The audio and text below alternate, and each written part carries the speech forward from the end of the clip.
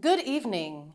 A security guard from Clarendon who allegedly fatally stabbed his wife at their rented apartment in Santoy, Hanover, turned himself over to the Maypen police in Clarendon earlier today. The deceased has been identified as 35-year-old Judine Smith Grayson, otherwise called Youthman and Red Boot, a chef of Logwood District. Reports coming into our news center are that at about 12:15 p.m. yesterday, residents described smelling a foul odor coming from the house and summoned the police.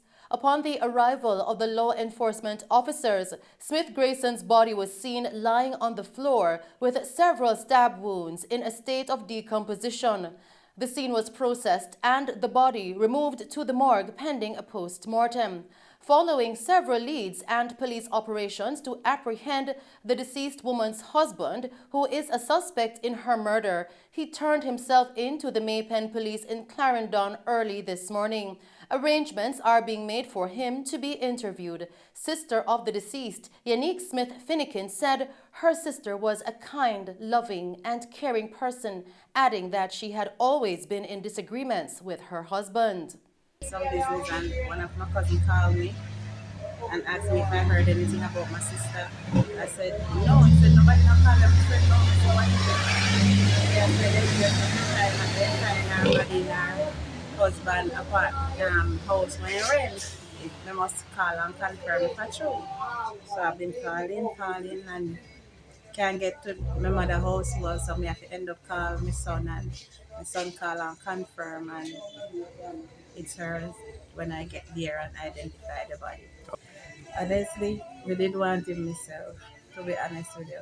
So how much me did I tell my sister say, don't get married to that man, me would have taken him myself. But I hope the law do us justice. First and foremost, the era when come from, me just don't like Clarendon. Because for me, Clarendon are wicked people place. So me just typically not like man from Clarendon. So even if he was a nice person to me, that the place just throw him off. And furthermore, my sister never go to Clarendon to know the kind of person he is. So I mean, I wasn't a consent to that. So we they met. Well, my sister told me they met on a dating site. I don't know far I know. Oh, and from that he came, so he actually came down here. Yes. Oh, and had been down here for 9 months. Okay, well, and where he works? Where he works? He works at Hawkeye Security Company. Investigations are ongoing, and we will bring you more on this story in subsequent newscasts. In other news tonight, dancehall superstar Spice, whose given name is Grace Hamilton, has confirmed that she was recently hospitalized with a potentially life-threatening illness. In an Instagram post earlier today, the reputed dancehall queen revealed she suffered from sepsis resulting from a damaged hernia. According to medical experts, sepsis is a potentially life-threatening condition that occurs when the body's response to an infection damages its own tissues. In making the revelation on social media, the artist, Spice, said she underwent surgery. Spice, in her Instagram post, said, quote, "I suffered a damaged hernia a few days ago that sent my body into sepsis. As a result, I was rushed to the hospital for immediate surgery," end quote. Speculation started last week that Spice had been hospitalized in the Dominican Republic following a medical procedure. Her booking agent is quoted in the print media as saying the entertainer was not in a coma, but didn't reveal much about her medical condition. Rumors grew stronger, with reports that her condition had taken a turn for the worse.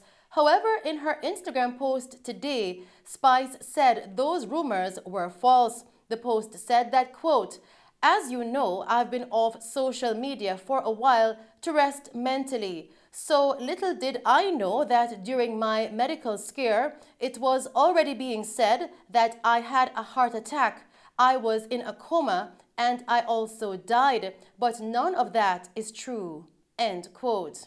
Meanwhile, the Grammy-nominated entertainer says following her medical scare, she'll have to tone down some of her usual energetic and acrobatic performances.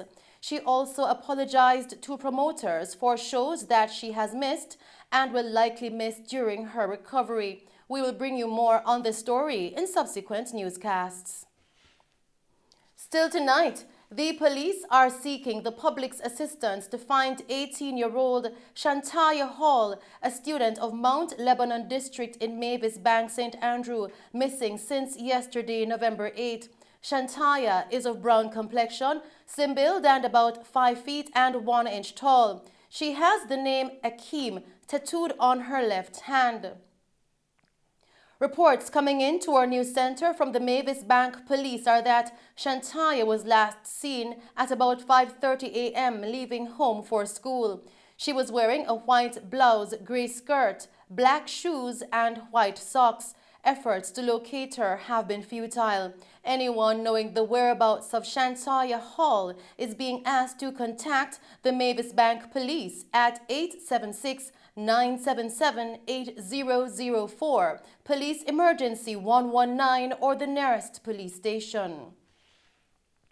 Still making Mello TV news, detectives assigned to the Halfway Tree Criminal Investigations Branch, CIB, are seeking the public's assistance to locate a man who reportedly robbed 2 women of their cell phones and bank cards. He then withdrew $100,000 from an automated teller machine ATM. The man is wanted in connection with robbery with aggravation and unauthorized access to computer data. Reports coming into our news center are that on August 18, the man was among a group of men traveling in a white Toyota Probox motor vehicle with red registration plates affixed, purporting to be a taxi. 2 women boarded the vehicle and were reportedly robbed of their cellular phones and cash. The men then took one of the women's debit cards, demanded her PIN, and withdrew $100,000 from her account via the ATM machine. Closed-circuit television footage from the ATM displayed the man's image along with another man at the location during the withdrawal.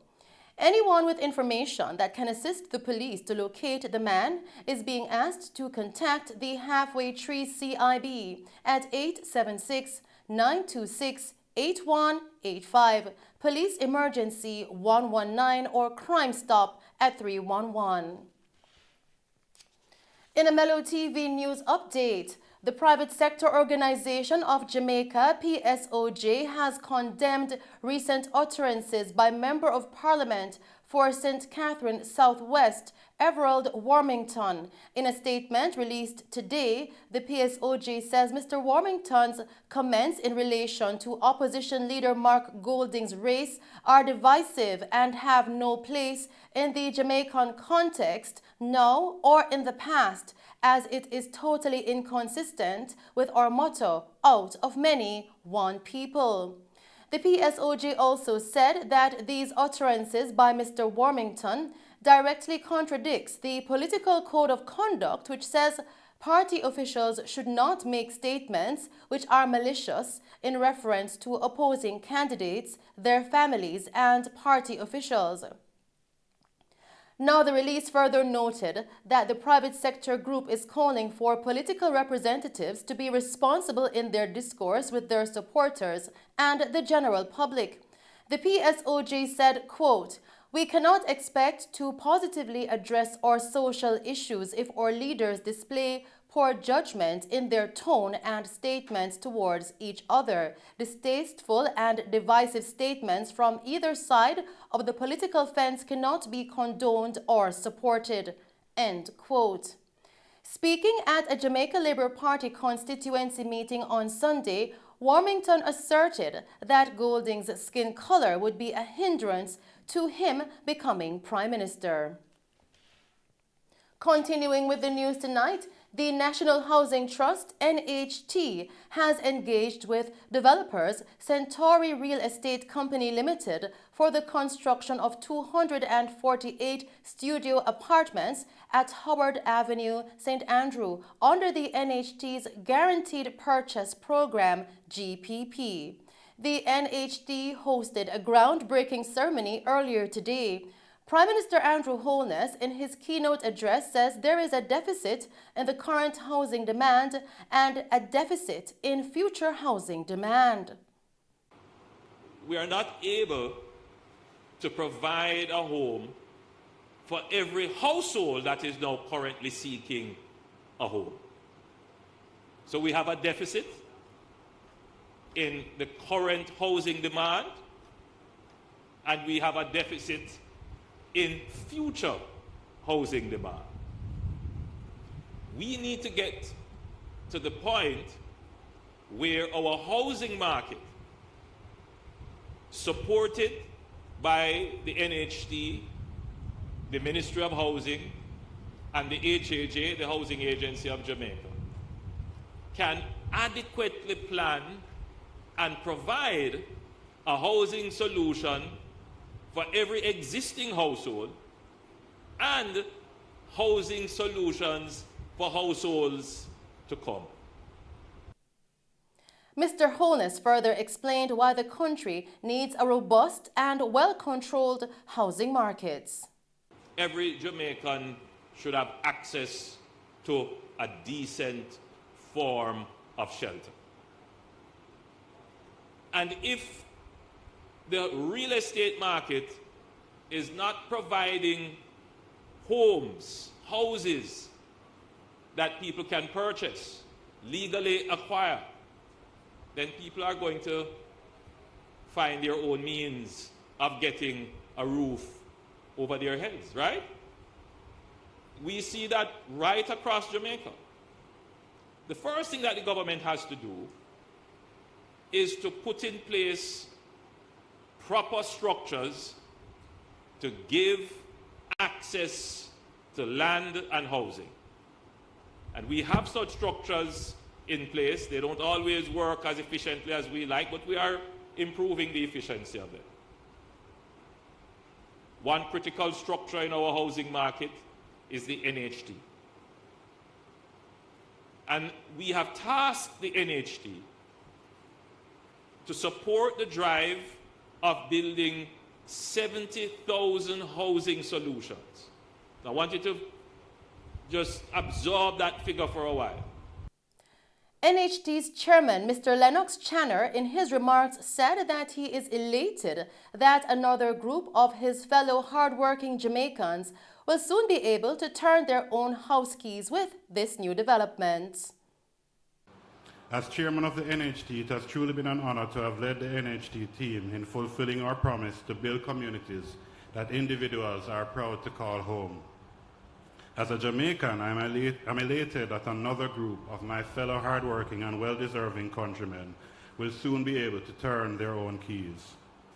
Beyond this activity of tilling and sodding the soil, our policies and initiatives at the NHT continue to be groundbreaking, allowing our contributors to break into the ranks of mortgagors. Our mortgage financing options, led by our low interest rates, continue to shift the market toward improved accessibility and affordability. As an example of these favorable mortgage financing options, the future residents of the Howard Apartments can look forward to benefiting from facilities like our deferred and intergenerational mortgages, parent assist, 100% financing for scheme solutions, as well as our home grants. These deliberate policy positions and facilities continue to bridge the affordability gap for our contributors that need it the most. Mr. Channer further pointed out the goal of outfitting the development with green spaces. Over the next 2 years, the NHT will be developing 248 studio apartments here at the Howard. The development will be outfitted with green spaces and recreational areas to make life more comfortable and enjoyable for our contributors and their families. These studio apartments will add to the further 1,500 solutions slated for completion over the next 2 years as part of our housing delivery program for Kingston and St. Andrew. The business of constructing within our nation's capital, Kingston, and by extension, St. Andrew, is truly a delicate balance of creativity, innovation, and functionality, while trying to meet the needs and affordability levels of our diverse contributor base.